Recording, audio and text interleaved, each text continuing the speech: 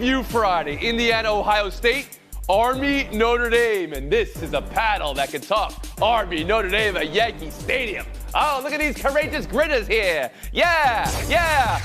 Those cadets rep the Irish in the iron lung. Oh, yeah. Gentlemen, take off your fedoras and smoke your Chesterfields. The open-up press about the Yankee Stadium is going to be a nightmare. I don't really think the Cleveland Browns are a good team at all. I think the conditions kind of saved them today. That's George Pickens, and here's George Pickens on the Hail Mary, going off-field and off-screen with Greg Newsome, helping nobody out in a skirmish that ended the game. Pittsburgh dropping the game, and whether it erases the good feelings of the win versus Baltimore 5 days earlier is a question I'll ask you. But once again, let's just take this all in. Oh, it's so beautiful. Jameis Winston's vibes all over the Browns. Now, Nick Chubb plowing through the snow. Send it straight to NFL Film. Send it all.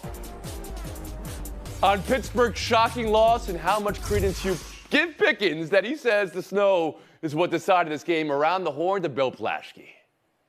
I give Pickens zero credence at all. The Steelers cost themselves this game. They had the ball and the lead late in the game, and who comes in and throws two passes? Justin Fields. What's he doing in the game right there? That's insane. Then they had a botched punt, and then on a penalty, they could have had him 4th and 2. Tomlin decided to accept the penalty, gave an extra down. They made the first down. They scored, win the game. The Steelers cost themselves this game, and it's going to hurt them this season. They have no more margin for error. They have the Chiefs coming up. They have the Ravens coming up. They're in a tough spot. Woody Page, around the horn to you.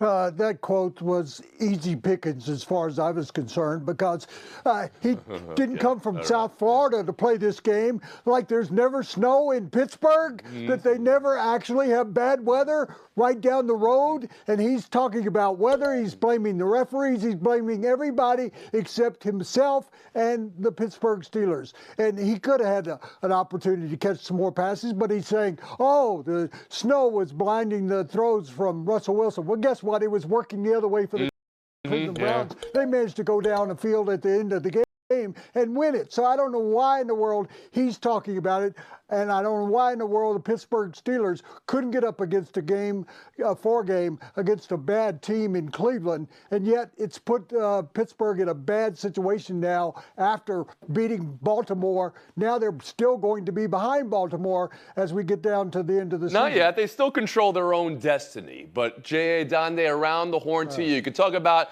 Pickens' quote on the snow. I have a feeling I know where everybody's going with that. Or how exposed Pittsburgh was last night. Well, I'll do both, because the snow game, more than ever, is going to accentuate the game is won in the trenches, right? And that's where Cleveland won this game. They sacked the quarterback 4 times to Pittsburgh's 1. They got 8 rushing first downs compared to 5 for Pittsburgh. But this also highlighted some ongoing issues for the Steelers. Their second game which they failed to score 20 points. 5 times this season, they have not scored 20 points. And here in Chicago, they're famously talking about the Bears going 26 drives without a touchdown. Well, the Steelers got up to 21 drives without a touchdown before they finally got into the end zone in the fourth quarter. So they've had some issues, particularly with the offense, that got exposed last night. And Pablo Torre, round the horn to you. But if the question is, did we learn anything new about the Steelers, anything that changes our mind about how good the Steelers are, the answer to me is no. And that's where George Pickens and I are maybe of the same mind. Because, Tone, think about a classic trap game. You want one team off a huge win, and that's what the Steelers got against Baltimore. You want another team that is just struggling, and of course the Browns had lost 7 of 8. And that's before you enter the snow into the dynamics of this, the physics of this game. And so to me, this just feels like a classic recipe for an upset, plus the weather. I don't feel any differently about the Steelers today than I did before I knew that the snow was going to be a factor. Really? For why Are you high on them? game. Do you believe, as some have said on this show, they're still the most complete team in the NFL and a contender? I believe that they are one of the top 3 most complete teams. Mike Tomlin knows how to pilot a ship through a season, maybe not one snow game. He'll lose that. All right, so you're throwing out last run, night. I have full confidence. Bill Plaschke, back to you. Yes. Russell Wilson was 4-0 as a starter, and he's on the sideline during the. Yeah, no, I mean, drive you're of the not game. wrong there. Who's their quarterback? Who's their quarterback? I think That's the maybe question. there Why was they a bring design Justin there. Fields? Maybe they wanted Cleveland knew to that think going run in. We from knew the it quarterback position. I understand what you're But he saying threw. here. Rivalry game, short week, in the snow. That's three dynamics, Pablo Torre, that suggest this game is going to be up in the air, and that's what we got. We've been horned. We'll move on. College, 2 games this week to spotlight. And Indiana, Ohio State is one, and Army, Notre Dame. So in history, you've got one, a basketball game, and the other, a game that 1938. Love to see it. So let's start with Hoosiers and Buckeyes. Number 5 and number 2, whether Ohio State could survive another loss, whether Indiana can handle even one loss. It's their first game versus a team in the top 40 of FPI. It's a 2-touchdown spread, so everybody thinks Ohio State's a big favorite. J.A. Adonde, around the horn to you on how you see it and how this game will be won. I think it's going to be won by the team with experience in these big type of matchups, right? So, Ohio State, not only historically over the last 20, 30 years have they been playing in these type of games, but this season, right? They went to Oregon, lost on the last drive, and they went to Penn State and won. Meanwhile, Indiana, as you said, first game playing a ranked opponent this year. So first game against a team with a winning record second game after playing Washington. So, Ohio State, their defense is one of the top defenses going up against Indiana's top 2 offense. So obviously that's the key matchup to watch, but I think that Ohio State will prevail. Pablo Torre. Yeah, I don't see the recipe for an upset, for Indiana upsetting Ohio State. And I say that because, as J.A. alluded to, Indiana has not been tested, first-ranked team all season. And then even just dig into the numbers, I don't see the weakness for Ohio State. And so you're asking me to make a case for Indiana based on the randomness of college football, and it's a very random sport. We all know that. But I just don't see the affirmative case for why Ohio State is a worse team in this matchup. I just don't see it at all. Plaschke. Give me something here. This is the Hoosiers, undefeated all year long. They got a lot of bravado coming from the coach, Cignetti and Plaschke. Now you see them against Ohio State. Who you got? Indiana is the best team I've seen this year. They are the best team. They're going to win this There game. we go. All right, They're so now well I'm here for coached. this hot take. They're Let's so go. tough. They had this quarterback, Curtis Rourke, who's the second leading quarterback in the country, second in touchdown passes. He's been unbelievable. They have a great, unstoppable offense. They've rolled over every opponent they faced. This is a tough team. This is a whole new Indiana culture, a whole new aura. Indiana wins this game. So aura and vibes and the new culture here is what you have putting Indiana over the top. Woody Page. Pablo and Jay apparently aren't old enough to have seen the movie Hoosiers. They were in a situation that was similar to this, and nobody picked them. Nobody's picking Indiana to go into the horseshoe and win that game, but as Bill Plaschke noted, they have the best quarterback in the game. They have the best offense in the country, averaging 40 points a game. And I just think that Rourke and the job he's going to do, he has a passer rating of 188. You can't even imagine that. I think Indiana wants so badly to be in the conference championship game because where is it being held? Indianapolis. They want to go in there and do it. They haven't been able to do it since I was a little kid, and this is their opportunity to go in there. Ohio State is not a team that just is perfect this season. Well, let me ask you this, though. Should Indiana falter here? Are you looking style points? Does it need to be a close game? If their first loss comes this weekend, are they out of the picture completely, Pablo Torre? Yeah, they need to win this game. They need to get into the Big Ten championship to make the playoff because the SEC, these other conferences, Tony, they're playing real teams. And again, Indiana's a great story, but who have they played so far? That's the question. There is no good answer. Yeah, Donde? And that's why they can't afford to lose. I mean, the committee looks at quality losses, but they don't have a quality victory on their resume. Everything you said about Indiana applies to Army even more because this is their first game against a team in the top 90. They have the second worst strength of schedule in the whole country, and now they put it all on the line, undefeated record this season versus surging Notre Dame at Yankee Stadium. Could Notre Dame take another loss? That's a question I pose to you from their perspective. This is another 2-touchdown spread. Nobody thinks these juicy games this weekend are going to be close. Woody, does Army have any chance, and how could they shock the world?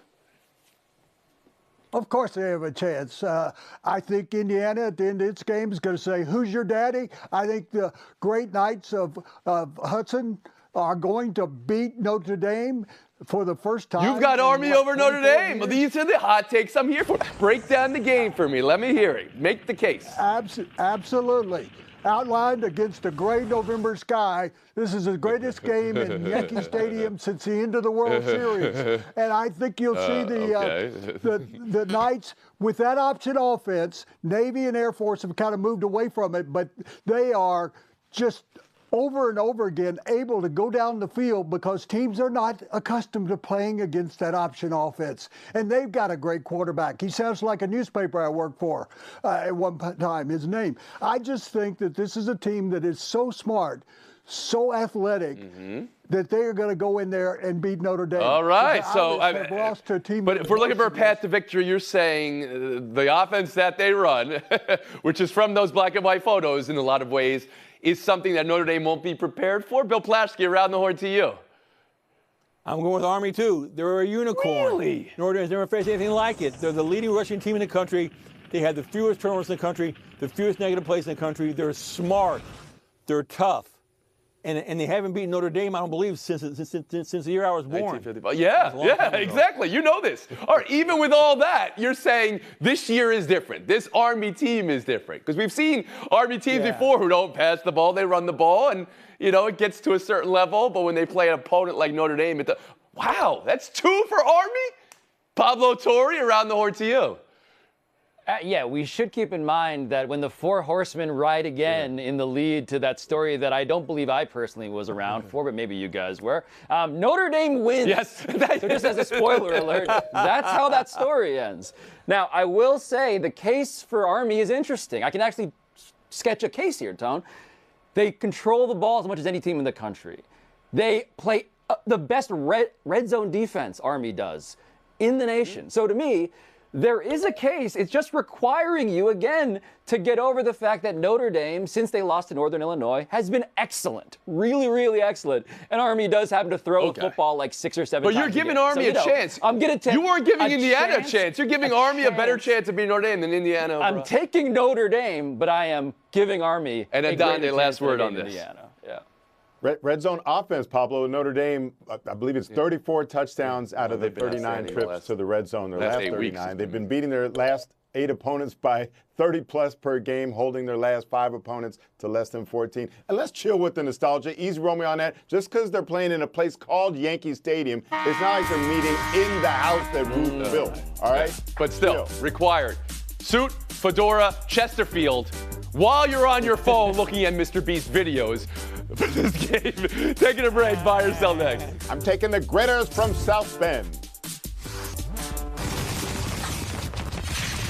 Some NFL news today. The New York Giants releasing quarterback Daniel Jones. This came suddenly. He was demoted Monday from the starting position, was playing scout team safety in practice yesterday. And in that practice, he finished by reading a statement taking responsibility for his play and the team's poor season. I take full responsibility for my part in not bringing more wins. You don't see that often. Today, the Giants posted a statement saying they hold Jones in very high regard, and it was the quarterback who asked for his own release, and the team obliged. Bill Plaschke, how do you consider it all? He's playing scout team safety. He deserves better than that. He's a better quarterback than that. He's not a bad quarterback. 70 touchdowns, 47 interceptions. He never had a consistent running back. He was 10-22 without Saquon Barkley. He never had any great receivers. He never had a chance. I think he can be quarterback in this league somewhere, and somebody will take care of it. But I thought the way it ended was really embarrassing. Woody Page? I think he handled it very professionally. He could have gone and sulked. Instead, he was out there playing for the scout team. He moves on. Maybe he should come to Denver and join Zach Wilson playing behind Bo Nix. You have both New York quarterbacks out here. J.A. Adonde, have you ever heard a quarterback both read a statement like he did yesterday and then ask for his own release and have it granted by a team? Well, you almost have to, right? Like if he's saying goodbye, basically, if he's saying, well, that was it, been a great run, then it would be awkward to have him hanging around, just like it was just bizarre to have him playing scout team safety, right? That's just a complete waste of resources. You could actually have somebody come in that might make your roster as a safety playing that position instead of your starting quarterback at the start. I saw that as a selfless thing, though, that maybe just happened in practice because you needed a body at that moment. It's a waste. Pablo Torre, around the horn to you. Yeah, look, this was a classy finale, I suppose, to a generally horrible decision to give them all that money. But I would like to see this be a thing that actually blows up in the Giants' face, perhaps as early as Thanksgiving. Because there's a game on that day, Tony, Giants-Cowboys, that could be the Daniel Jones Bowl. If Jerry wants to make Daniel his new quarterback, do you know how exciting that would be? I understand what you crave chaos. Vengeance to be you enjoy side quests. The reality is, do you believe Daniel Jones has a place in this league? Is the question that I do. Of course. Okay, you do. Right. He won a playoff game just 2 years ago. And not Carolina. I just want to see it pay off immediately in Dallas. I think America, deep down. Didn't end pretty. It rarely ends pretty. Although, you know, I mean, for the team to grant his release tells you something about the guy a little bit. That he was practicing as a safety yesterday when they needed somebody tells you a little bit about him as well. Yes, it does. We've been horned. We'll move on to the next topic. 49ers-Packers Sunday. Rematch of the divisional playoff game last year. That was a San Francisco comeback. Brock Purdy, the latest San Fran injury. Questionable with a sore shoulder. He surely soldiered through last week. They don't know how or when he surely sored his shoulder. Someone should show Shanahan, so shall see what happened there. Woody, can the 49ers afford to play it safe at this point in the season? Tony, give me a puncher's chance here. I think I just did. They have to go. They have to go full Brock Purdy here. They got to, because the next game after playing against the Packers, they got to go to Buffalo and play against the Bills. So you can't experience yourself in a situation in a bad division and just get 2 games behind all those teams. So I think they got to come with him. They've got to use McCaffrey as much as they possibly can this game, and they've also do a better job of rushing the passer. Of course, but Bosa has an injury as well. So this is a team that is just a mash unit at this moment. But you think it's a must-win. Purdy's got to play. Everybody's got to play, and you're going to empty the sink here. Jay Adonde, around the horn to you. You got to think of the bigger picture, and you got to think of the future, Woody, because if you've got your core of your team is still in their 20s and early 30s, except for Trent Williams in his mid-30s. So this season, I think, is a lost cause. Even if they get into the playoffs, they'd have to go and win at Detroit when they barely escaped against the Lions at home last year. Like, just reset for next year. Okay, there may be money that would be going Purdy's way, and that might affect their cap. Is not looking pretty, I think we could all agree. Pablo Torre, around the horn to you. Yeah, this season is so full of mediocrity that I don't think you can write off the Niners as a contender yet. I think the reality is you're playing an NFC team in the Packers you're going to have to beat. You take this as seriously as you can, and maybe it turns out that you're looking like Army a bit, right? You're not throwing the ball a ton. It's a lot of ball control. You're giving the ball to McCaffrey as much as you can. Protect Brock Purdy, sure. But I think you treat this as life or death in the division. Bill Plaschke, around the horn to you. Yeah, if Brock Purdy can handle the pain, he's got to play. The 49ers have the Bills and Lions coming up on their schedule. The Rams and Cardinals are playing really well. Purdy's 4-0 on the road, the best QBR in the league on the road. He's a great road quarterback. If he can handle the pain, he's got to play. Best QBR in the league on the road was a stat I did not know you had in your pocket, Bill Plaschke. Since when does Bill have QBR in his pocket? That man, Pablo. Adonde, Plaschke. That's our showdown next. Around the Horn is presented by Bullet Frontier Whiskey. Please drink responsibly. Part of Happy Hour. Jay Adonde, Bill Plaschke. Only time for one showdown. Good luck. Travis Hunter. Here's the showdown. Making it known and going public with it. Says he's going pro and will play both ways in the NFL. So he's number 1 on Mel Kiper's big board. Position to be determined, but wants both receiver and defensive back. Bill, you think Hunter's plan to play both ways will be well received by teams? And do you think he could and it will work in the NFL? No, it won't be received at all. They won't let him do it. It's too risky. especially the kind of money they're paying him. If you notice, he has career highs this year in all of his receiving yards, receptions, touchdowns. He's starting to focus more on being a wide receiver. That's what he'll be. That's what he'll make the most money. That's what he'll make the biggest impact. They will take him as a wide receiver. Jay Adande? Bill, it might not make sense for him to play every snap both sides of the ball like he's been doing in college, but I don't see why he can't be, say, a third down receiver, a slot receiver on offense, and then maybe like a nickel back on defense. So here's a guy, and that makes him valuable. Why? Because think of the cost savings for a team where you get a guy that helps your depth on both sides of the ball for one price.